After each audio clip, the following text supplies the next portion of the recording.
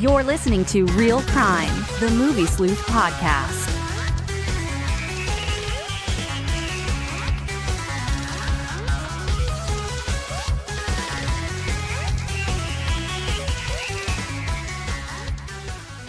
Hi, everybody. Hi. Good evening. How are we all doing out there in internet land? Yeah. How are you guys doing? Yeah? It's going. Yeah. He just answered for himself. How's it going? Well, it's going. It's going, you know. Liam does that a lot. Yeah, he answers for himself. That's okay, though. Yeah, I talk to myself all the time. Yeah. I'm in the car so much, though. Yeah. Mm-hmm. So I'm always making strange faces. Yeah. Invoices and, you know. Doing little episodes of Real Crime in your car. Yeah. That's actually a good idea. I should start doing that. Yeah. Just alone by yourself. Yeah, just you know. Hey, it's my show. I talk to my cats at home a lot. I'm home all the time, so they're there and they're staring at me, so might as well let my thoughts out to them. Hey, cats. Hey, what's going on? How are you, cats? What's going on? I'll be watching something. I'll be like, this is stupid. Or I'll be like, this is really good. Cat, The cat just looks at me. responds. And the cat's like, know. oh. Yeah. I don't know about that. Cat's He's like, on you like scenes some all shit. off. Yeah. Cat's like, your taste is awful. Yeah. I just You're like, remember. well, you piss in a box. This has poor representation of cats. Yes. I don't like it. Cat's like, you're canceled. Yeah. Yeah, it's been a couple weeks since we've been here again. Yeah. So we got to kind of get back in the groove of it again, right? Yeah. Groove is in the heart. It is. Groove is in the heart. And I brought my heart with me, Yeah. so Yeah. we'll be good. Cool. So this is episode 128 of Real Crime. Tonight we're going to be talking about the Psycho film series, not the cable series, though, because that would be a lot to get into. That'd be a lot. It's a fine show. Yeah, it really is. Yeah, I liked it. There were 5 seasons of that. Yeah, it was great. Yeah, which basically left off with the beginning of the movie. Yeah, from what I remember. It does. It plays with the mythology and kind of subverts your expectations in like a fun way. He was a great Norman Bates, though. Yeah, I really liked him as Norman Bates. He was kind of creepy. I thought he was kind of creepy as a kid in like the Charlie and the Chocolate Factory Yeah. remake. Yeah. So it was perfect for him. Oh, to that's play. the same guy? Yeah, it's the same. Mm-hmm. Yeah. Okay. Which is a weird thing for me. I can imagine that guy being a good Norman Bates. I haven't seen the show. I want to now, especially after rewatching the series. It's weird, though, because they modernize it. Like, it goes into, like, modern times. Yeah. But it's still, like, a setup for the movie. Interesting. Yeah. Because, like, Rihanna plays... yeah. Yeah. It was an interesting... Yeah. And Vera Farmiga I gotta plays is Norma Bates. Yeah. She's really good as Norma. All right. So, getting rolling here, we got to mention our sponsors, the Flint Institute of Arts, Matador Martial Arts. Got to add in a karate chop. Yes. There's some martial arts sound effects in there. And, of course, projectorscreen.com. Projector screen. Which they are actually going to be changing their name pretty soon. So, Really? yeah. So, we'll be having to change some info across the board on this. I hope it's not like projectorscreen.net because I'm going to get very confused saying that. That'd be very hard to remember. Yeah. Yeah. So, yeah. In news this week, the Rise of Skywalker trailer just dropped last night. People seem to be pretty excited about this. And Lots then, of jeans were creamed. Yes. That's a weird metric to judge it, but yeah. Many genes were ruined. By a Star Wars trailer. That's not the first time that's happened. Let's be real. Yeah. Like, C-3PO. Oh, yeah. You know, that C-3PO scene reminded me of the thing in A Star is Born where he's like, I wanted to take another look at you. I'm hoping someone mashes those two together. But yeah. I think we might be losing 3PO. Yeah. Oh, Seems like he's going to martyr himself. Yeah. Which would be That'd be sad. kind of shitty. I think it would be too. Yeah. So, but at least it's not Chewbacca getting a planet dropped on him like in the Yeah. books. So, Yeah. Ooh. Yeah. All those expanded universe things are like those old canon. Yeah. Is so fucking awful. Some of it's good though. Some of it, yeah. Like Heir to the Empire. Yeah. Like there's like a lot of good stuff in there. But Yeah.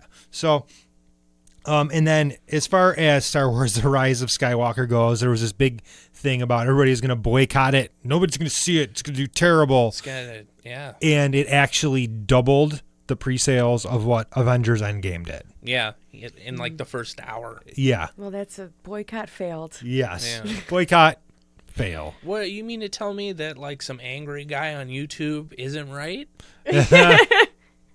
Yeah, when's that happen? What are you talking about? Shocking. Damn incels. It's very obviously Disney's purchasing the tickets to do it. Yeah, it's... Oh, yeah, right. Yeah, that is probably the dumbest conspiracy I've heard of all Yeah. these Yeah. people.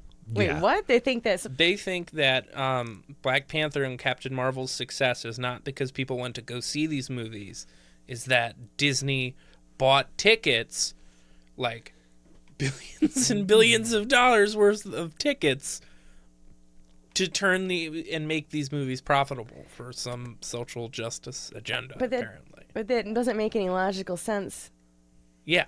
It literally makes zero Yeah, it sense. makes no sense. These people's brains are so diluted with... Wow. It's sad they want to believe it so bad. Like, what is it?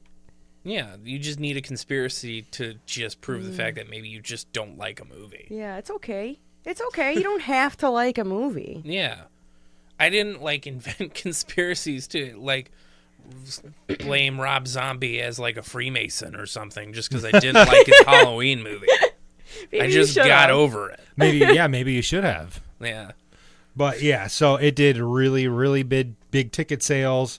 In other news, Watchmen, the new series on HBO, had the highest rated premiere of any premium outlet show in 2019. Wow. Yeah. They said it averaged like 800,000 viewers for the premiere, but over $1.5 million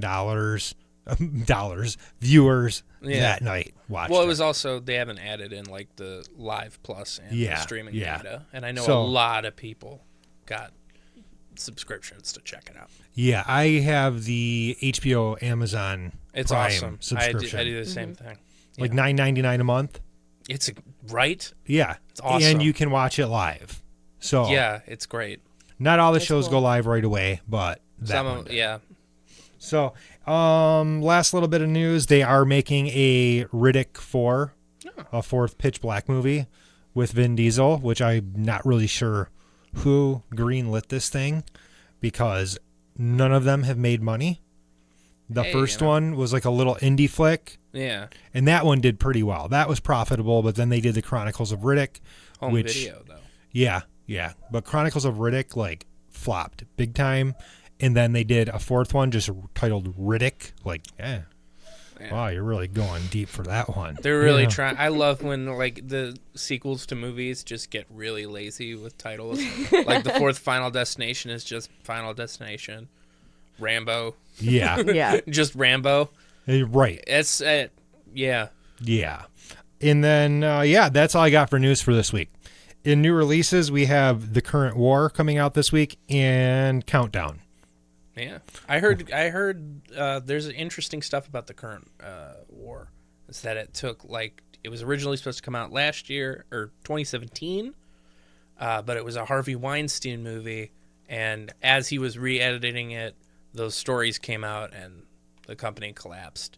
And so it's been on a shelf for more than 2 For a while. years. Yeah. And the director got in and recut it. Apparently it's good. And then Countdown. I know nothing about this. I'm going to a press screening tomorrow night. I'm just like, okay. Hey, It's another free movie. yeah, you're going blind. Yeah. That's how you go. I'm going to That's count down until I get there. I'm going to count down until I give this movie a shitty review. Yeah. I would love it if that was the Bloody Bullet movie of this year. Oh, that would be hilarious. That would be the funniest thing in the world. You just shit-talking this movie. I gave And then- Watchmen the bloody bullet, though. Yeah, it was a great pilot. It really was. Yeah. A lot of mystery going on. Yeah. A lot of action. In Regina King, Fuck yeah. finally getting a lead role She's so good. and kicking ass. So, yeah, I dug that. So that's all I got for new releases this week. Yeah. It's kind of going to be slow now. Well, there's a couple streaming ones. I know Dolomite. I think Dolomite drops. Oh, this yeah, week. that's right. Yeah. And you're putting the review up for that this week too, right? Yeah. Good? Yeah. Fantastic. Yeah. It's actually my suggested viewing of this week. All right, hit it. Suggested viewings for this week. Dolomite is My Name is Eddie Murphy's comeback movie, and it is a comeback movie. It's fantastic. It's inspiring. It's funny. It's touching. It's great. He's never been better, and if Netflix doesn't fuck it up, Eddie Murphy has a real shot at maybe getting Best Actor or something. That's how good he is in this movie. It's Really? a lot of fun. Wow. It's a wonderful film, and it's it's great. Go check it out. It's going to be streaming this Friday. Cool. Is it like comedy or is it It's a comedy drama. It's like 70% comedy, like 30% drama, and it's really, really good. Sounds interesting. Yeah.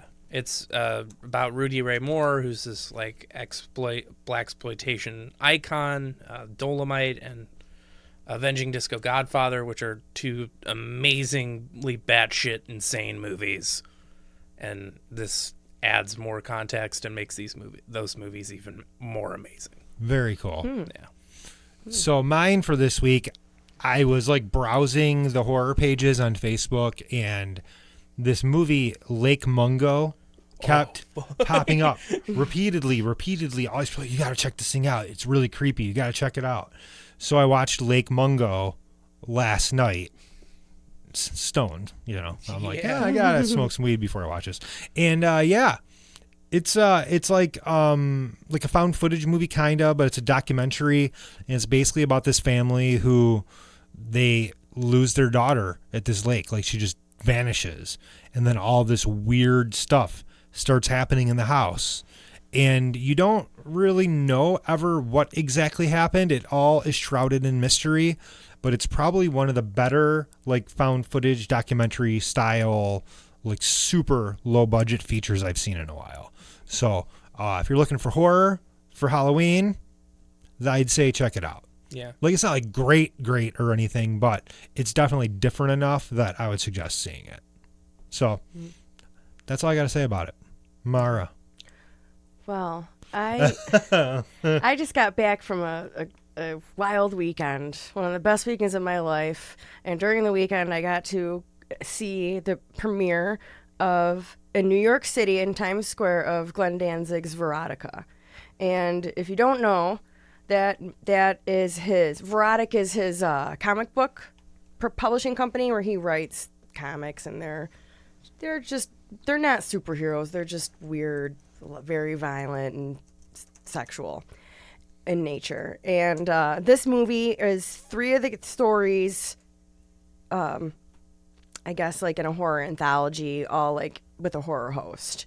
So I saw this movie, and it's very divisive. A lot of people think it's horrible. They think it's really bad. Now, it is really low budget.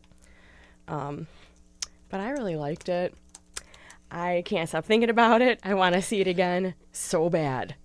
It was one of the most like visually appealing movies I've ever seen, and the way that it is done is, and why I think people don't like it is because it's a very I guess faithful and literal adaptation of a comic book. So there's a lot of scenes that are really drawn out and very just almost like you're looking at a comic book panel, and like there's like one line, and then you're just like looking at this like picture, and it's usually, and like it's just the way that it's done is like very pretty.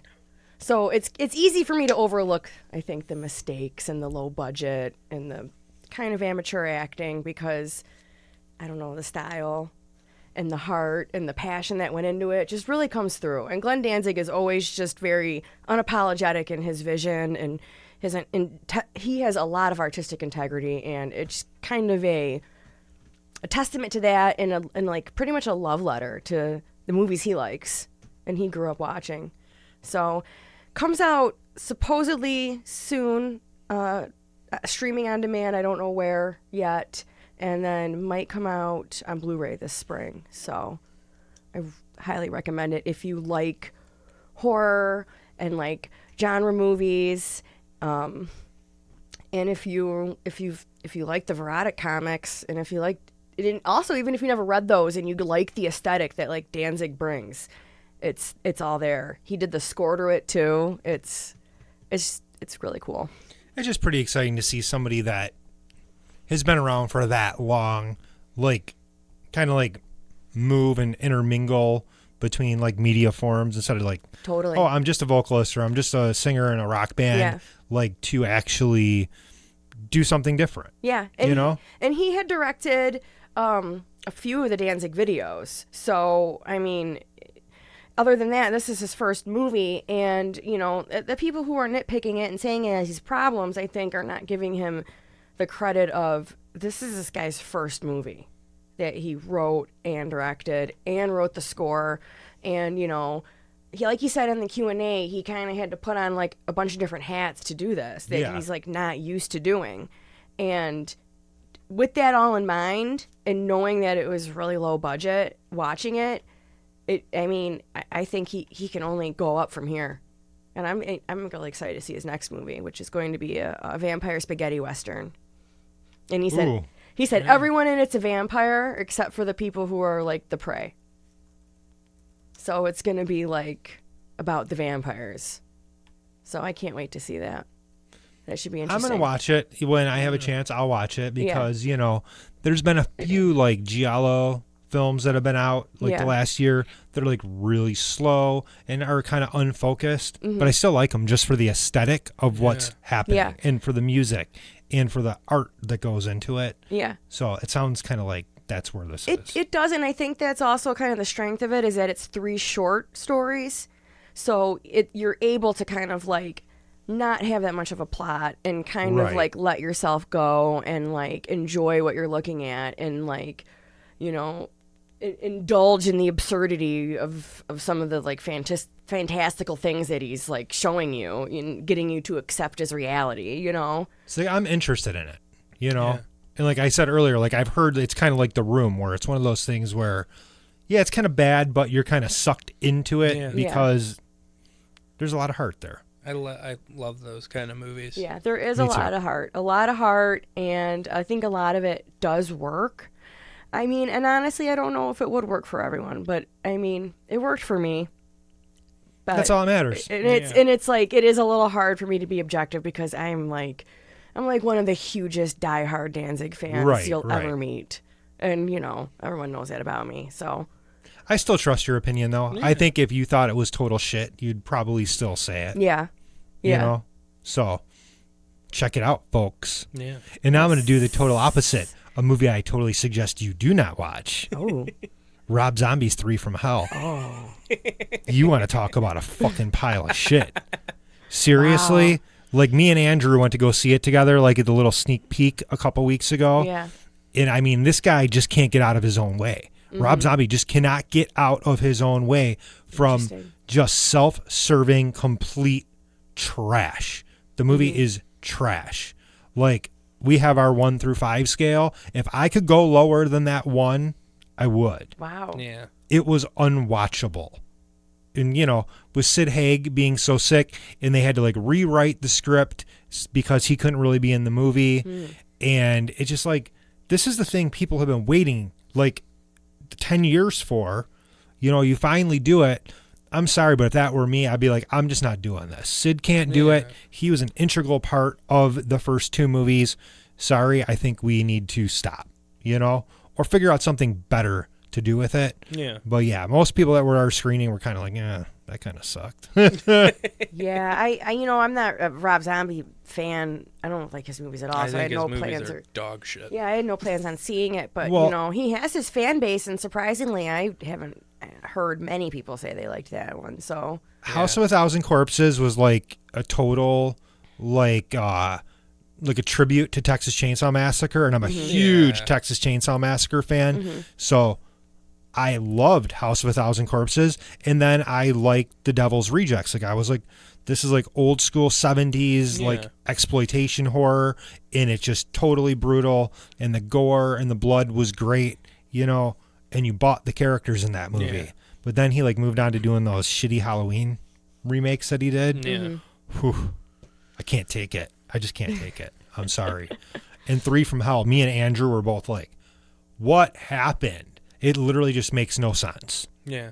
Yeah. So, moving on. Tonight, we are talking about the Psycho movies. That's right. We're talking about the Psycho remake. Yeah. This is the podcast everyone wanted us to do. Because Vince we Vaughn finally is Norman Bates. Vince Vaughn is Norman Bates. Gosh, we're so excited to talk Yeah. about it. You know, we don't need to linger on this, but why? Good question, right? Gus Van Sant, super talented director, Wonderful. decides I'm going to stop doing these cool indie flicks and I'm going to make a shot-for-shot remake of Alfred Hitchcock's classic horror movie Psycho. He That made- just sounds he like a made one- bit. What's that? Sorry, go ahead, Liam. It just sounds like a bit. It does. it is a bit. And he did do one switch up. He put like shots of like clouds in the the killing scene. Yes. I don't know if you guys remember that. Yeah. Oh, but yeah. It's like it's really weird. Like interjecting like subliminal imagery Yeah. in there. Maybe Yeah. there's some other stuff too. I remember like clouds like on a clear day. It's like It had to represent like Norman seeing clarity as he's like killing people Yeah. or whatever. it's But heavy-handed. It's just a yeah, the pointless Psycho movie. remake, I was excited because like I kind of cut my teeth on the original Psycho. Like this was one of the first horror movies I ever saw. My mom was a huge Hitchcock fan. She is still to this day. Yeah. Like, you know, I grew up watching these movies and I'm like, sweet Psycho remake. And, you know, Vince Vaughn can be creepy as hell. Like I can see this and Anne Heche is going to be great. And then like I'm watching, I'm like, it's literally shot for shot. Why did you bother? Yeah. So, moving on. yeah. The original Psycho is an absolute amazing film. Oh yeah. Yeah. Masterpiece. Yes. And probably the movie that kind of started the whole slasher trend. Yeah. Wouldn't we say? I'd say that and Peeping Tom. Yeah. Yeah. Very groundbreaking movie. It changed cinema and the way people thought about horror and suspense. And my favorite little like urban like legend that I don't know if it's really true is that people supposedly like got up and left when Janet Leigh's character got killed because they were so confused. They never saw anything like so like weird in a Yeah. movie where they thought who they thought was the main character. It's just Yeah. gone. So people were like, "What? I guess the movie's over," and just like left the theater. Well, and it's a very strange movie because I oftentimes compare Psycho to Full Metal Jacket. Mm.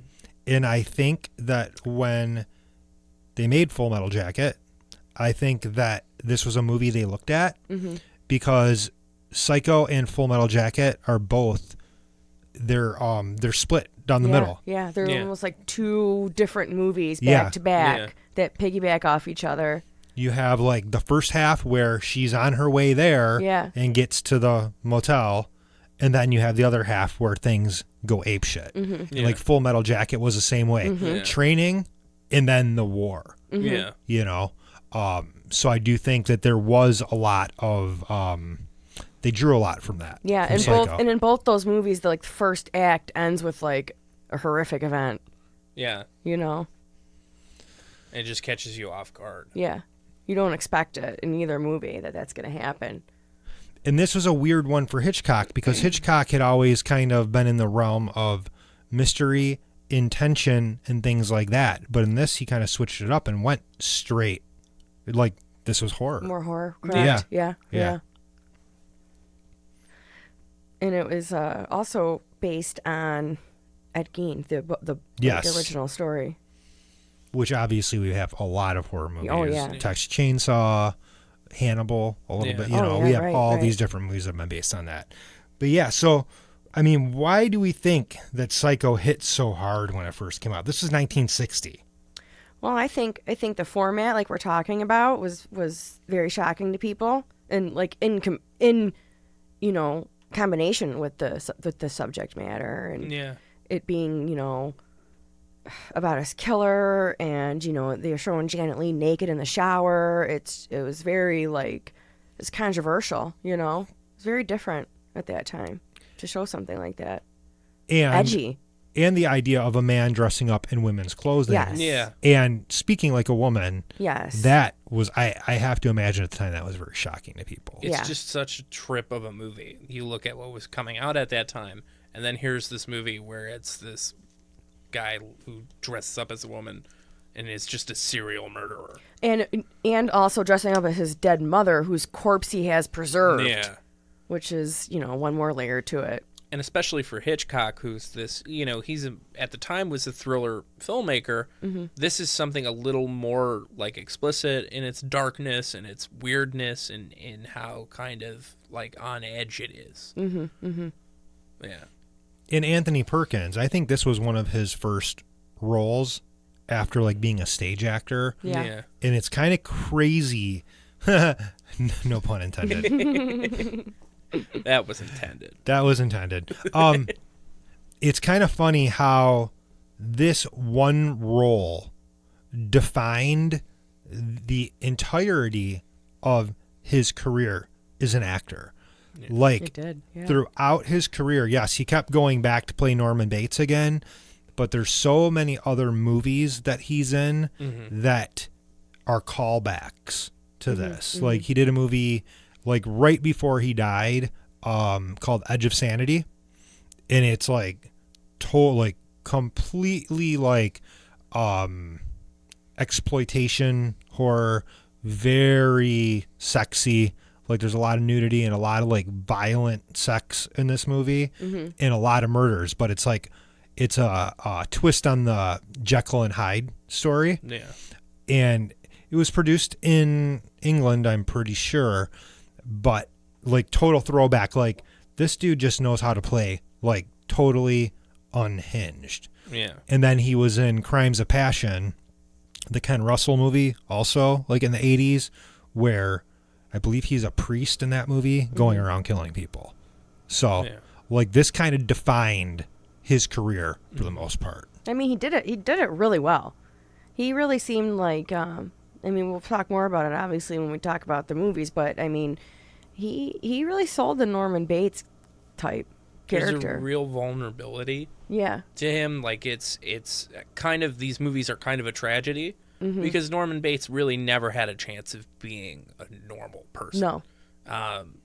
And there's such I always think of the scene where he's talking with Janet Leigh the first time, and he's kind of kind of hesitant, kind of he was always kind of tormented by his mom.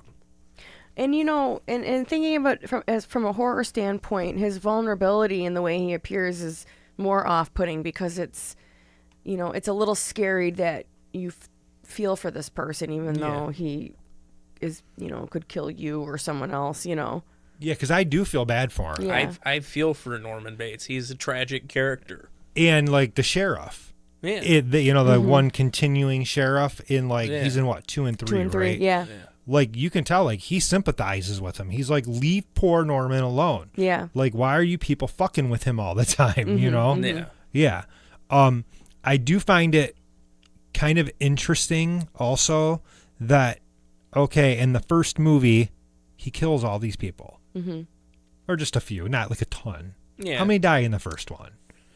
3? Couple? 3? Yeah. 2 or 3? 3? Yeah, so there's never this huge body count or anything. But I just find it funny that puts on a dress, pretends he's his mom, talks in a different voice when he's his mother, kills people, and then he doesn't get sent to prison. Yeah. They say this throughout the entire series. Right. He's never put in prison. He is taken to a mental health facility. Yeah. Which is kind of weird because you wouldn't think that long ago. You'd think they'd be just throw the book at him, thim in jail, you're done. Yeah. Yeah. But by the time he gets out in 2, he was in being taken care of in a mental health facility, and now he's fine. Which is what I really like about 2. I know, me too. Yeah. Yeah, there's a lot about 2. 2 might be my favorite of the series. That's not the first one. Yeah, I really liked it. The first time I watched 2, I was like, why is he out already? He cannot be healed. It's like a comedy of errors. Yeah, it really is. I feel so bad for him. Like, he just happens to be in the wrong place. He really does. And then the sheriff's like, we're doing so bad here. Our city doesn't have a lot of money. We can't afford to have a social worker come and look in on you. Yeah. Right. And it's like, well, shoot. Well, I guess I might as well just murder. Yeah. I do think in the first one, though, like the huge thing with that is like the cinematography. Yeah. The way the driving scenes are shot. Yeah. They're so tense. And when she's like downtown and she's like trying to get away. Always on edge. There's a really good rhythm of how it's cut. Like, it's always kind of like slightly frantic and just really fast cuts. And the music, especially too. for 1960. That's another thing that I think that was pretty groundbreaking about the movie, and it's the fast cuts of it, because movies didn't have as many cuts as they do now. It's just like, it's so rapid and just kind of on edge, and it puts you into this kind of like, what's going to happen in this movie. Mm-hmm. And that was Hitchcock's specialty. And the other movies in the series don't have that. They're very different, but I don't think that means that they're not good. No, because they are all they're all good, really good, and movies. They all add to the mythology of Norman Bates and of the story like really well. It is just funny, like, too, going from the first one, everything's black and white because that's how we filmed things then. Yeah. Well, no, people used color in 1960. He did it because he wanted it to, like, it was a choice to make it in black and white. I think it was so that they could show the blood, because if it was red, it would have been too. Oh, that's right. Yeah. Too much. So. Then it might not have gotten the rating or gotten squeezed through the way he wanted it to. They used chocolate syrup like they did in the Danzig Mother video. Yeah. It's Danzig night. Every night's Danzig night. But yeah, I think the first is an absolute classic. I think so many movies get their ideas from Psycho, and I really don't like Friday the 13th. Yeah, is just Halloween and Psycho. Yeah. Oh yeah. It would not exist without Psycho. Totally. Especially the context of the mother, the dead mother, and they keep going back to the dead mother in the Friday the 13th movies as well. So, yeah, this is probably one of the biggest movies as far as horror goes that people always draw influence from. And the iconic soundtrack, too. I mean, every time someone raises a knife, they, Bernard Herrmann, amazing score. Oh, yeah. Just I always think of the sharpness on the thing, but I also think of the driving scenes a lot, where it's just kind of like just in and out, like a constant kind of barrage. Mm-hmm. And it's great. That's a great one. Great movie. I went to Universal Studios tour once. I got to see the house there and the hotel in the foreground. And it's cool. I love the trailer for Psycho, where it's not, they don't really show clips from the movie. No. It's just Alfred Hitchcock walking around the house and explaining what's happening. He's just telling you what the movie exactly is. Yeah. Yep. And it's such a great trailer. And he's like, oh, but you don't want to know about that. And he just keeps going. It's like 4 minutes of him just riffing. And it's great. He's amazing. Yeah. I heard he was a horrible, horrible person, but wonderful filmmaker. Well, that's what happens with some of these super creative people. Mm-hmm. They're so wrapped up in themselves, But I love this movie. I adore this movie. Yeah. Like, this is one of those, sometimes you're like, I don't really want to watch a movie from the 60s. But this works. It's an essential movie. I think it holds. It's as powerful as it was then as it is now. I agree. It's a great film. Yeah, those techniques that Hitchcock used, they're universal, and any filmmaker just uses that and builds on it. So it's still effective. There's one shot that is kind of hilarious in it, and it's I definitely think it's supposed to be funny when the one private eye guy falls down the stairs. Oh yeah. That's hilarious. He just kind of Yeah. They tried to recreate that in, I think in both of the 2 and 3, they tried to kind of recreate that on the stairs. Yeah, in 2 because Tilly falls down the... Yeah. Meg Tilly falls down the steps. It's such a great fall. I'm shocked people don't use it. Oh, Have not turned it into a meme because it's fucking hilarious. I don't think they could use it because if anybody sees that, they're instantly going to go like, "Yeah, you stole that." Yeah, it's like Absolutely. That's Hitchcock's thing. Hitchcock. You know, but yeah. So 23 years later, they decide. Well, probably 22 years later or so, they decide they're going to make a sequel, which is Psycho 2, 1983, and it just kicks ass. Yeah. Honestly, like I said on Facebook, I think this is probably like one of the best sequels ever. Yeah.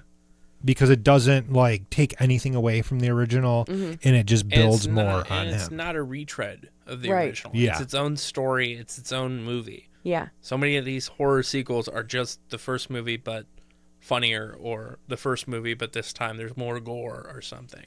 Right, and what I enjoyed about it is that other than the that falling back scene that they kind of recreated, there weren't really many like callbacks to the first one. Yeah. It kind of just continued on. Like this is what happened 20 years later to Norman Bates, and this is what's happening now, and it goes from there. So I enjoyed that about it.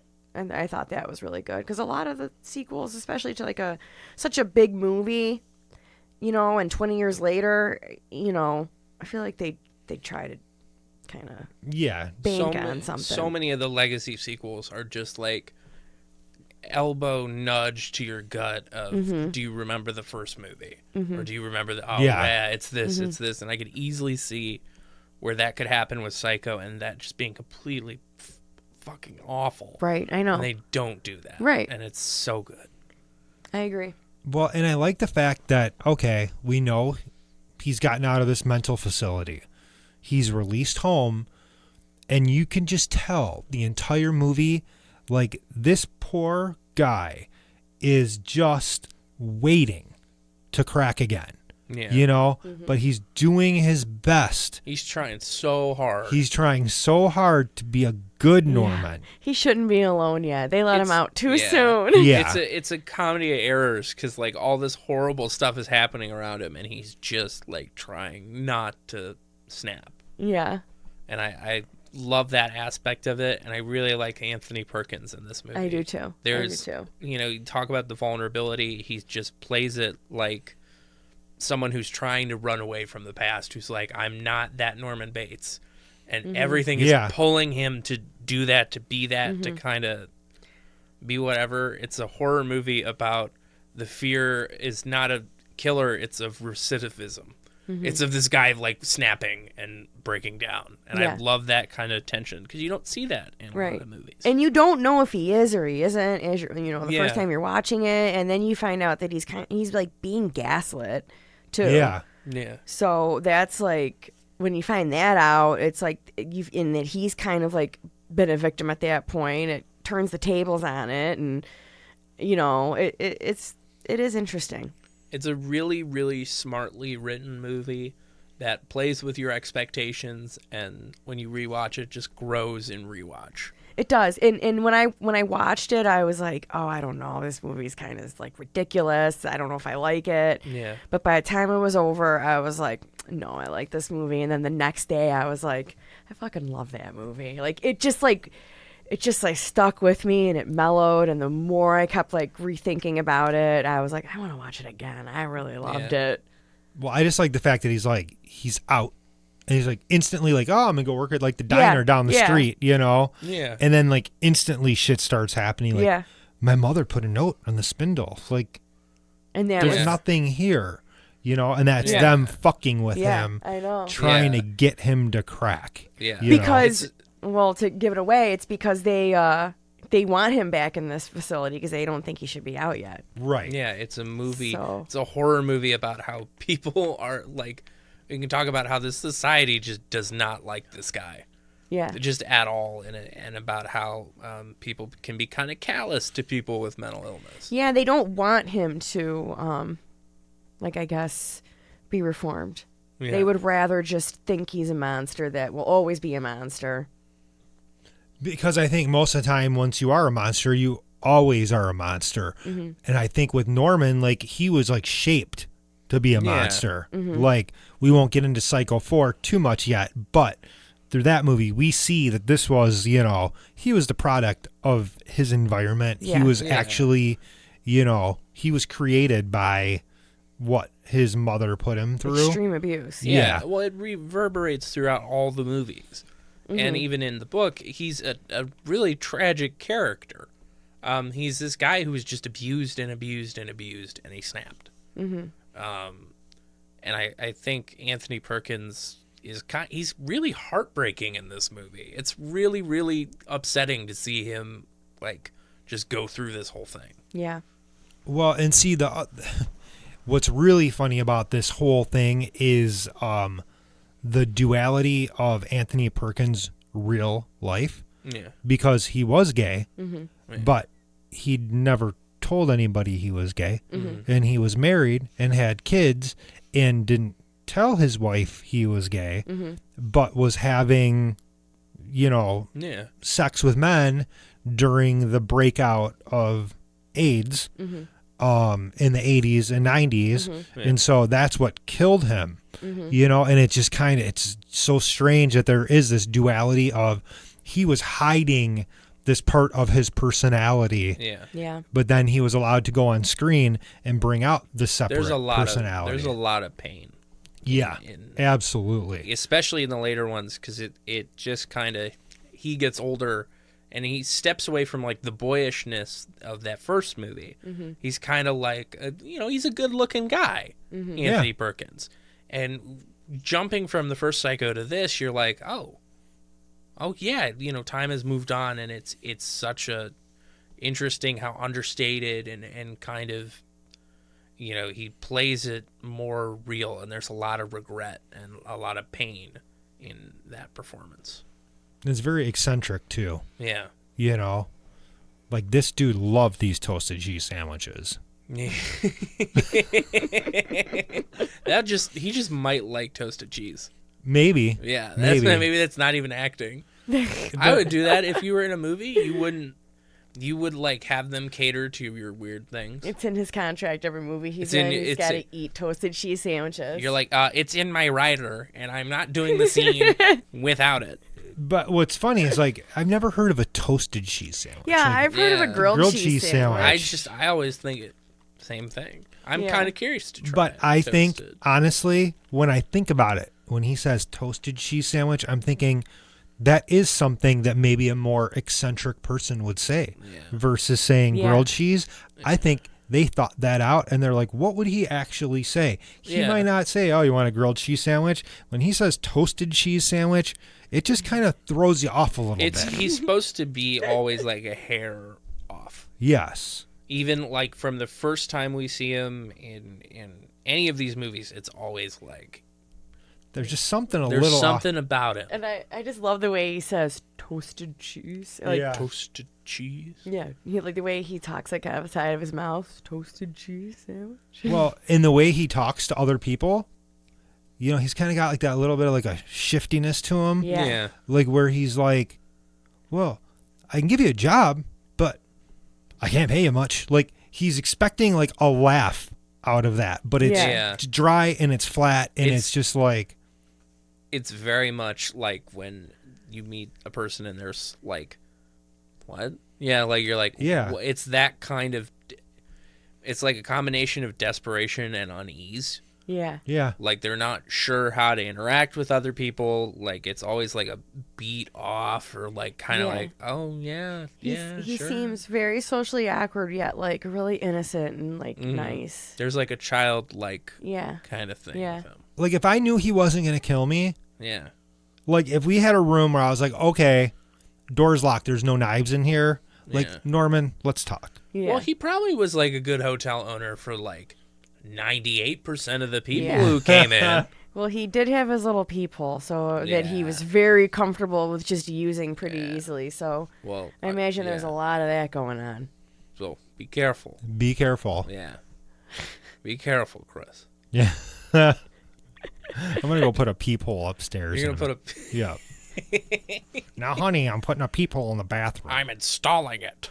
I'm inspired. I'm inspired to make some upgrades in the house. I'm an artist. That'd be great. But yeah, Psycho 2, I like the way that he's really kind of just like the same guy, Yeah. you know, but he's supposed to be good now. He's supposed to be healthy. And he's not. Nope.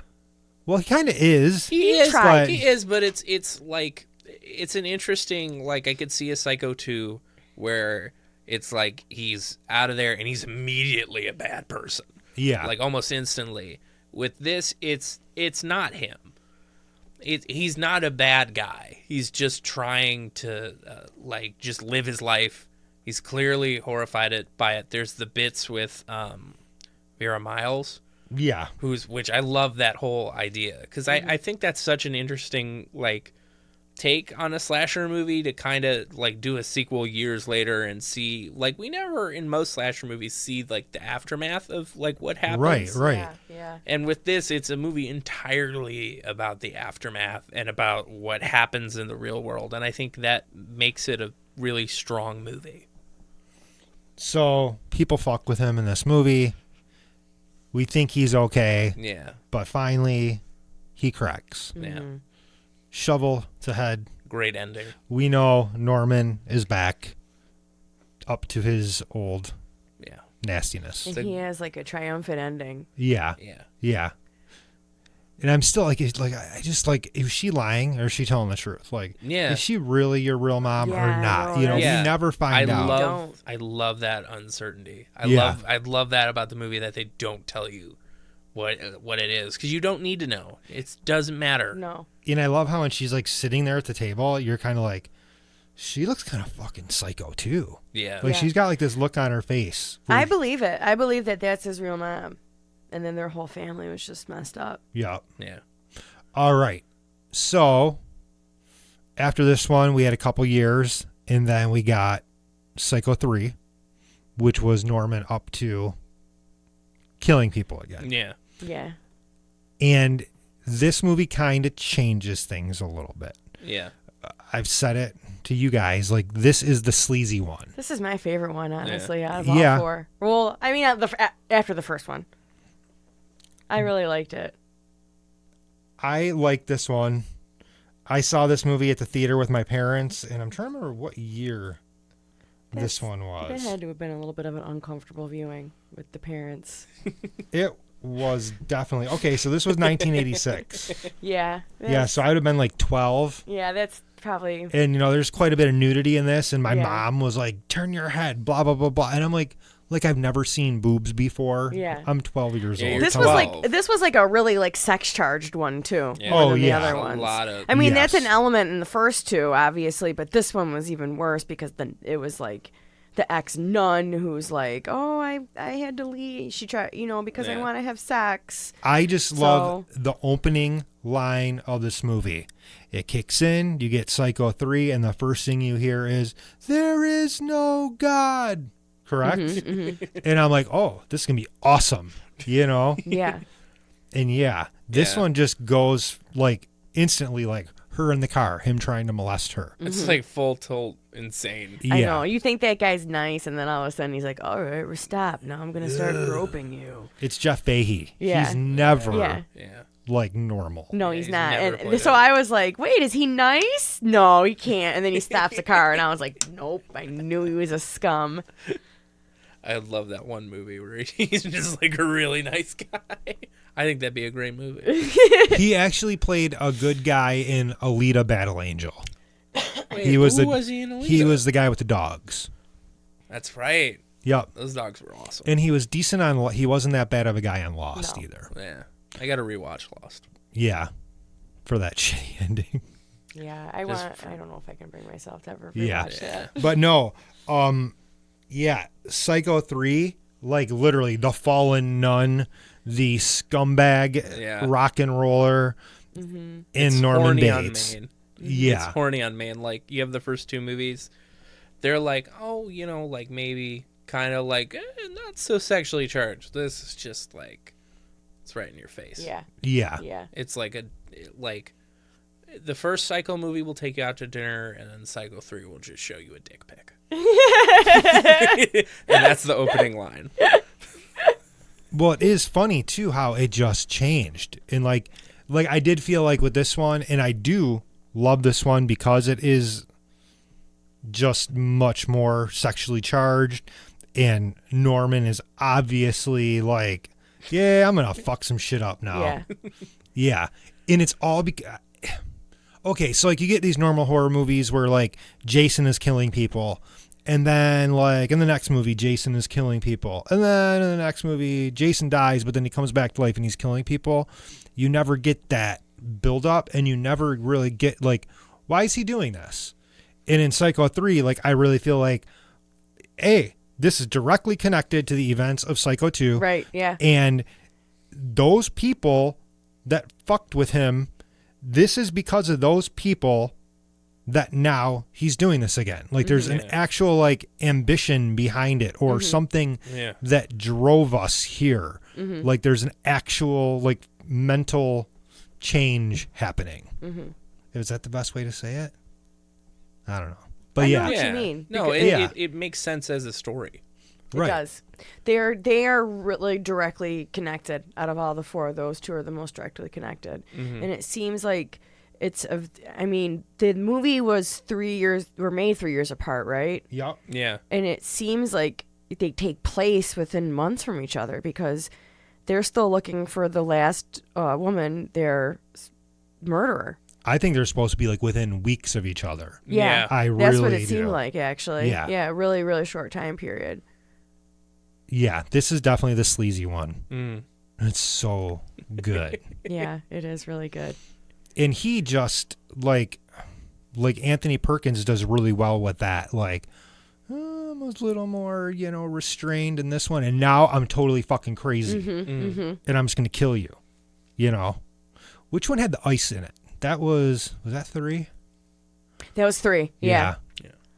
Every time I see that scene and he like reaches his hand, I'm just like, oh god, no. And then he's got the blood on his face. Yeah. And I'm thinking, nobody that's standing there sees that you have blood on your hand or on your face, but whatever. They only have like one sheriff in the town. Yeah. Oh, that's At right. this That's point, right. Their town is so shitty and so small, Yeah, but for me, it's hard to say which one of these is my favorite. Yeah, I think They go really good together. That honestly, I feel like if you watch 2, you gotta watch 3, and 3 doesn't really stand on its own. No, because So- they are so interconnected with each other. So I mean, you gotta watch them both together, really. But it is like you watch 2 and you're like, wow, okay, cool, and then like 3 is a step, like a huge step in the sleaze direction. Yeah. Like, I feel like it fits more in with, like, the 80s horror stuff. It does, yeah. Like, I think they were kind of like, oh, maybe we should kind of slip some of that in there. We need to get that Friday the 13th sex stuff in there to satisfy the audience. Because maybe if we don't, maybe they'll start getting bored. Yeah, and it was probably smart of them to do that at the time, or, they had to keep up with what was going on in horror. So it makes sense. And I mean... Now, I don't know how I would have felt about that movie 10, 20 years ago, but, actually I probably would have liked it back then too. I love Take that. it back. Yeah. Yeah. Like, these are ones that I can always go back to. Like, I watched 2, 3, and 4 last week when we thought we were going to do the podcast last week. I just, like, Sunday, I just watched all 3 of them back to back. And it's like I've never watched them before. Because there's a lot of texture in these too, and there's a lot of stuff you start to pick up on, like stuff I didn't notice, like when he finds the drugs in the hotel room and there's like a thing of like poppers and like some other little like grinded up stuff in there. Like I never noticed that stuff before, and now I did, because I'm like paying attention, like, oh, let's see all those little details, But yeah, Anthony Perkins, it's really kind of sad.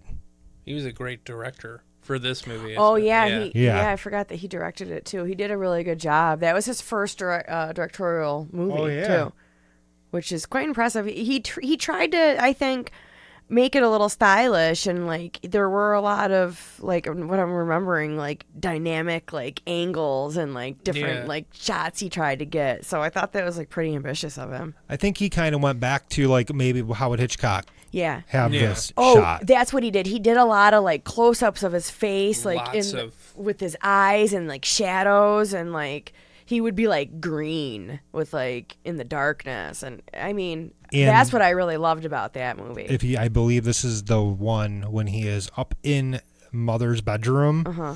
If you look there's the cabinet up against the right wall.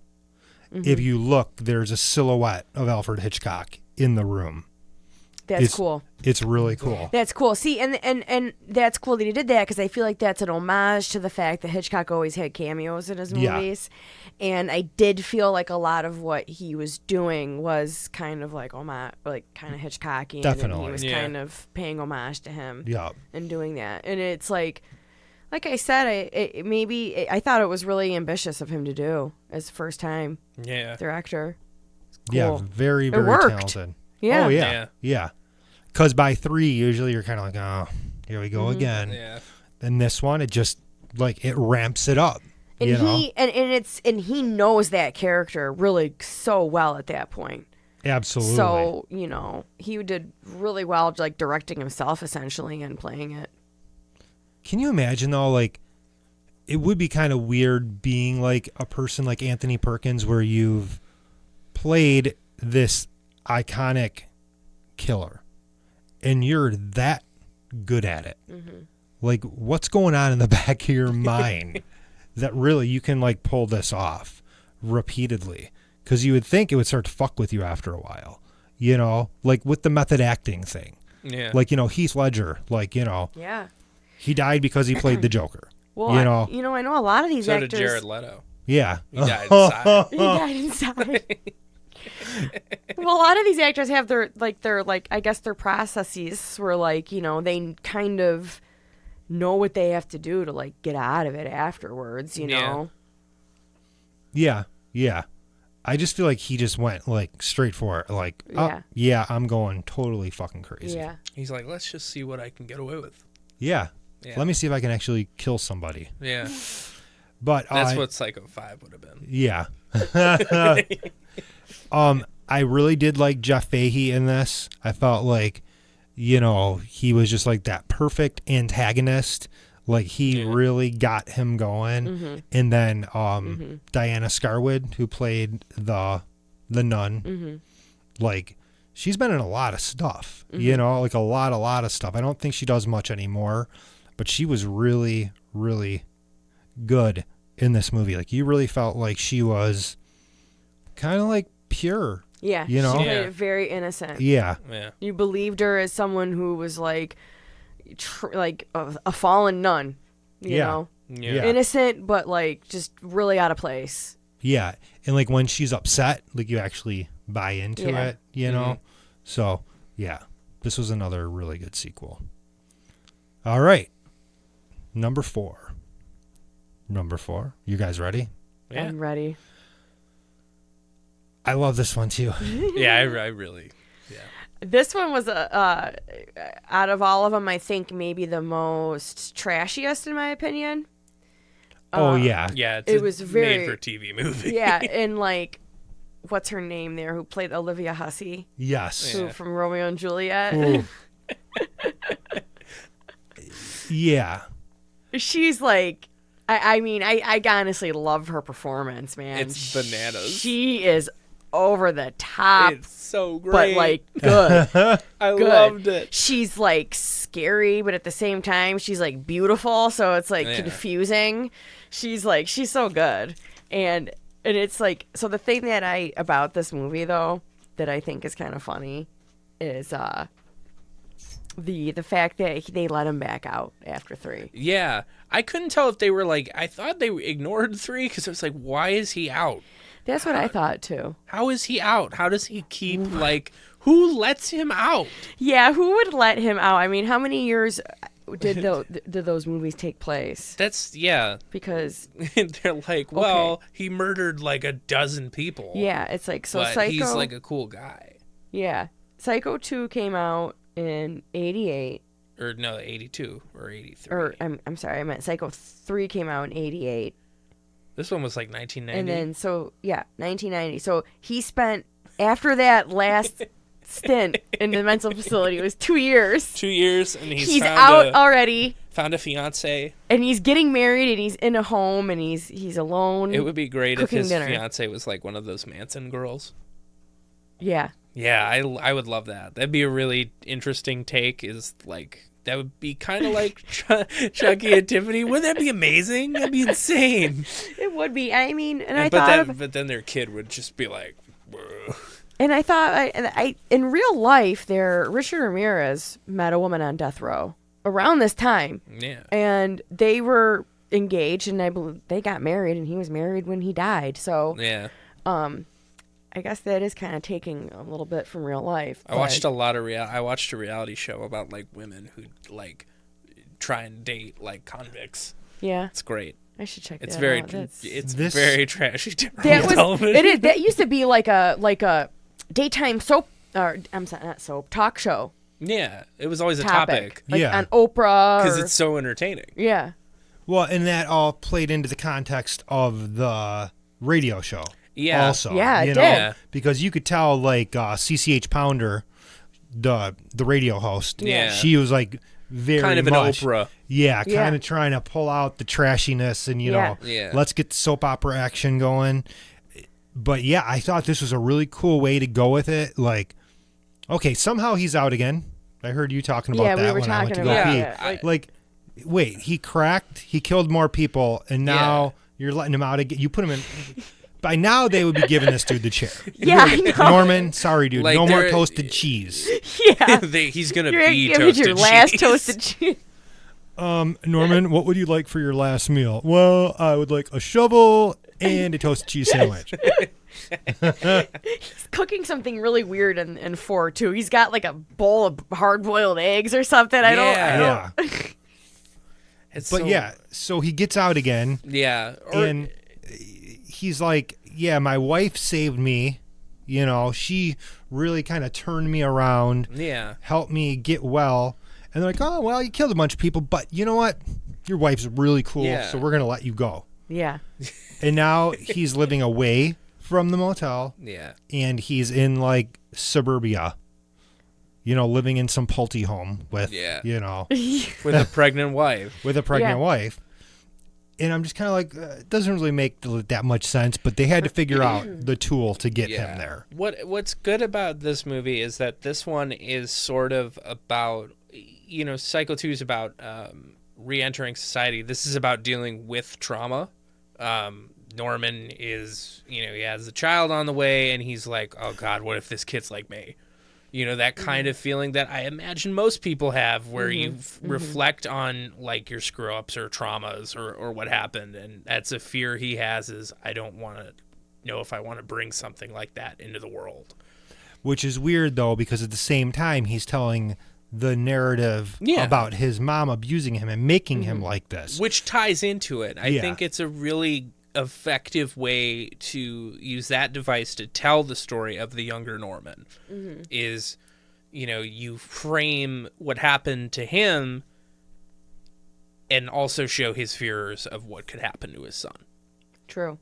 Yeah, that's a good point. It's like all the anxieties of being a parent that could make you kind of, I guess, become very introspective and think about your own upbringing. And yeah, this is a weird, for a fourth slasher movie sequel, it's a very introspective kind of odd place to take this kind of thing. Yeah. Because it is about reckoning with your legacy. Yeah.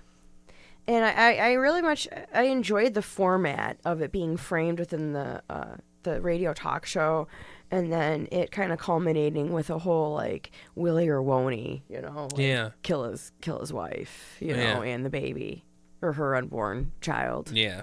Well, and it is kind of cathartic that we end the series of films by him burning down the home. I love that. I think Yeah. Which that's is symbolic fantastic. because Yeah. that's kind of like him burning down the past and, leveling it. And just letting it go. Still wouldn't be out of prison though. No. Oh, for sure. No. The way I rationalized it was it was just maybe this is a Norman that was just in there for a long time after the first movie and then got out. Yeah.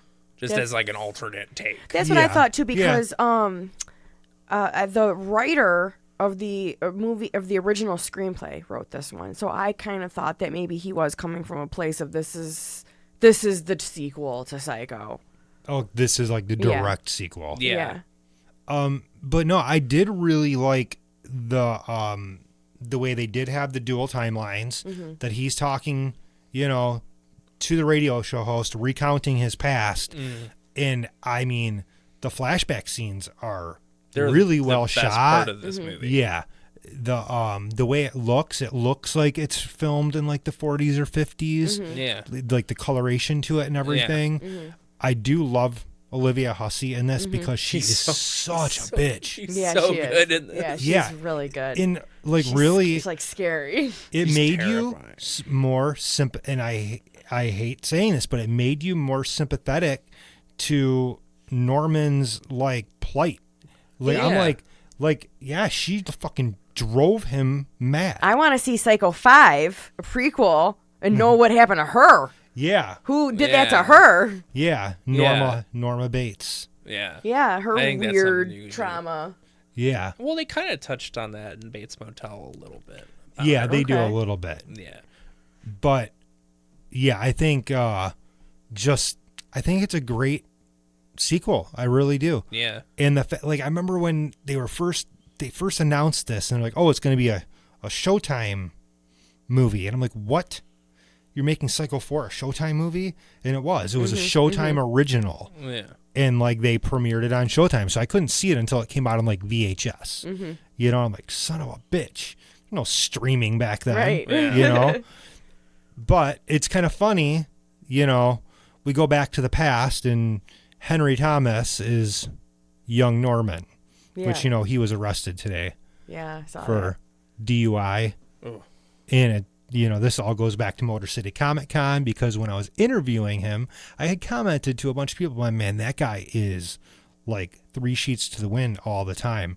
Every time I saw him, he looked drunk. We saw him at the after party. He was wasted on the back patio. Wow. I think he's a really like heavy drinker.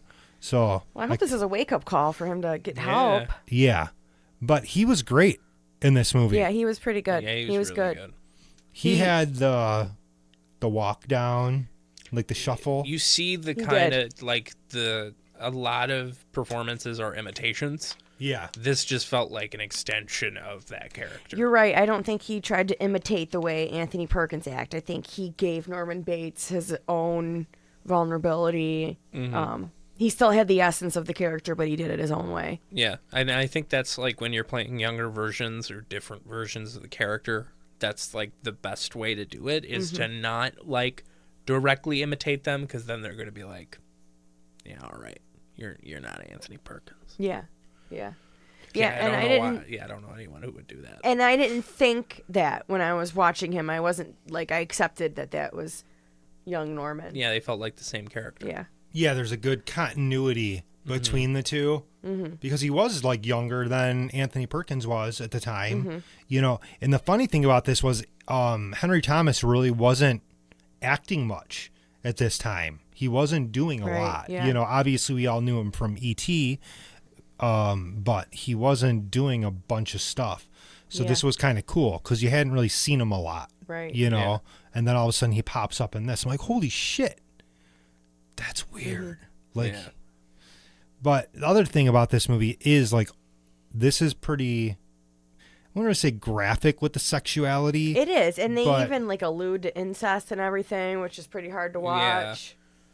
So it's creepy. when she's It's- like, you and your dirty little thing, blah, blah, blah, Yeah. blah. I'm Yeah. like, oh, God. Well, then there's yeah. the one where she's like, "Oh, get in bed naked with me," and like he like gets a boner and like yeah. Yeah, it's like, it's- oh it's, boy. And then she starts saying, that's disgusting, Yeah. blah, blah, blah. You're going to be a girl. Yeah. That's right. Remember? And she starts forcing him to dress up like a Yeah. girl. Yeah, it's a movie about trauma, and like, it's fucked. Yeah, it Yeah. really is. So here's my one question about this movie that I think is a flaw, and it doesn't take away from my enjoyment so much, but I do question how come when he kills his mom, she's like in her 40s, but she's like an old lady through the rest of the movie. Like after he kills her, he like dresses up at her as like an old lady. I have an answer for that because I think that he sees his mother. I think at all times, like if he's like 16, let's say in Psycho 4 and she's like 40, Yeah. I think that she ages With him. with him. Okay, but I think even Dead Mother, because he takes on her persona is still aging in normal time. But even in 4, though, he immediately starts like impersonating that like old lady voice, and he has that like gray wig Yeah, and that like floral dress that like she does not dress like that. right. She doesn't Maybe dress just like it an was old lady. maybe they were trying to throw back to the first or the Yeah. second. Well, yeah, it's like they I don't know. retcon that she was like wasn't this old lady. She's Right. younger, but then they didn't like follow through. They just kind of like Yeah. Or plot hole, I think it's a plot hole. probably. Maybe I'm overthinking It's it. the one thing that kind of bugs me a little bit. Yeah, Because I really do like Olivia Hussey's performance, so I don't want to say she shouldn't have played her, but maybe had somebody older. Maybe just Yeah. or even a little bit more time. or they could have like maybe tried to like make it so that it seemed like as what you said, like she ages like with him. Yeah. So by the time he's in his 40s, She's like in her 70, 60s. right? Yeah. I don't know. We should ask the guy that wrote this. Dude, you fucked Yeah. up. Hit him up on. I'll hit him up hit on. him I'll up hit on him- Twitter. Yeah. Yeah. I know Dude. you're like 89 or dead, but there's this thing in Psycho 4 that I want to ask you about. There's Is a that bit, cool? there's a glaring pothole that Is that you need to glaring explain. pothole? You're gonna be these Star Wars YouTubers guys. Yeah. About Psycho 4. Oh god. Showtime bought all the tickets and Yeah. viewers for Psycho 4. Mother told me so. I adore these movies. I think Yeah. it's a really cool mythology. I do think it's sad that he passed away, obviously, but I think they probably could have done something else Yeah. with this. I think so too. I think Anthony Perkins would have been down for it too. He probably Yeah. could have directed I've it. been like, yeah, you know what? Let's do Psycho 5. I'm Yep. gonna crack. I'm gonna take my kid It's with me. Son of Norma. Yeah, there you go. Psycho Yeah. 5. Or even go further back with Norma. And you know what his son's name would be? Master Bates. Nice. You think Jason Bateman has a butler? Maybe. Master Bateman. Master. We're terrible. I think about that. Yeah. I think about that sometimes. I think about that. And then I immediately just put it out of my Yeah. brain. But no, iconic killer, one of the best. And, something I will watch until I'm dead. Yeah. Till you go Easily. psycho? Yeah, I could. You never know. Do the podcast, but Yeah. you just have it in a wig wig. on and little flowered dress. Yeah. That was brutal how he killed the boyfriend and the mom though. Yeah. Like I mean he just went like straight poison. Like I'm not gonna Yeah. just like stab you to death. I'm gonna poison your ass. Yeah. And that's a terrible way to go. Yeah. Terrible. You think it's better to be stabbed? Probably. I Really? think death, just avoiding death is better. Yeah, I think avoiding death is more important. It I don't know. depends. Maybe I mean, if a poison is like a painless fall asleep poison, that might be better than being stabbed. Yeah. And it depends on where you get stabbed too. Because if you get stabbed somewhere where you're just gonna bleed out Yeah. and be in a lot of pain, Yeah. Like if you get stabbed in the balls, that would really Dude, that suck. would suck. That would be terrible. That would suck so Yeah, you much. just bleed out till you died. Yeah. And then you're the guy, like, then at your funeral, they're like, yeah, God, I What a miss terrible him. way to die. Bled out He through got the balls. stabbed by the balls. What a nerd. Norman stabbed him in the balls. Dude, Norman Norman Bates stabbed him in the balls. Can't have an open casket funeral. I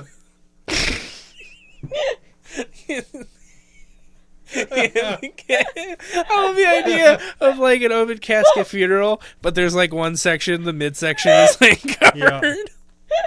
They just have a towel over your crotch. He'd be wearing clothes anyway. Maybe you don't know. We don't know what this guy's funeral was. It might be a arrangements nudist were like. funeral. Maybe Can't have they're- an open casket nude funeral. maybe with that attitude. That should be our next sponsor. Yeah. Open casket nude Open funerals. casket nudefunerals.com. This is some weird porn. .net. .org. It's an organization. Yeah. Oh my goodness gracious. I don't know why he picked that service. There are children at this funeral. All right, we're losing our minds. Are we done talking about this one? I think so. All right. I think all four are like great, like They're all Halloween great time movies. watches, Yeah. especially. Yeah. This improved my Halloween season. Me Yeah. too. Me too. It was so fun to watch those. Yeah. Check out my review of Psycho 2 on moviesleuth.com. I'm going to try and write a review of Psycho 3 and Psycho 4 before Halloween comes. So Ooh, spooky season continues. Oh, Liam. Stabbed in the balls. Stabbed in the balls. All right. We'll see you guys .com. next week. Thanks for watching. Bye. Good night. Visit us at www.themoviesleuth.com and find The Movie Sleuth on Facebook, YouTube, Twitter, and iTunes.